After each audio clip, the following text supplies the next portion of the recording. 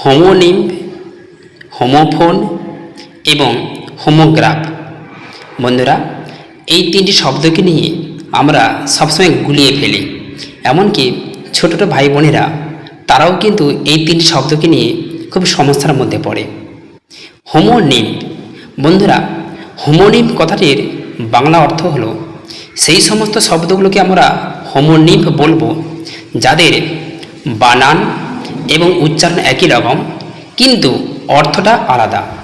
যেসব শব্দগুলোর বানান এবং তাদের উচ্চারণ একই রকম কিন্তু তাদের অর্থ আলাদা, তাদেরকে আমরা বলবো হোমোনিম্ব।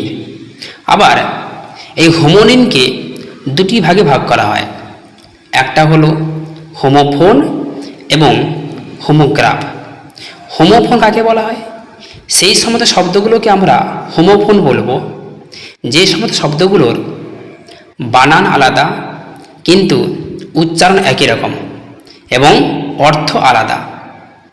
বানান আলাদা, উচ্চারণ একই রকম এবং অর্থ আলাদা। যেমন RIGHT রাইট, আবার WRITE রাইট। প্রথম রাইটের মানে হলো সঠিক আর দ্বিতীয় রাইটের মানে হলো লেখা। তাহলে এই দুটি শব্দ হলো হোমোফোনের উদাহরণ। অপরদিকে হোমোগ্রাফ। হোমোগ্রাফ হলো সেই দুটি শব্দ যাদের বানান এবং উচ্চারণ দুটোই একই রকম কিন্তু অর্থ আলাদা।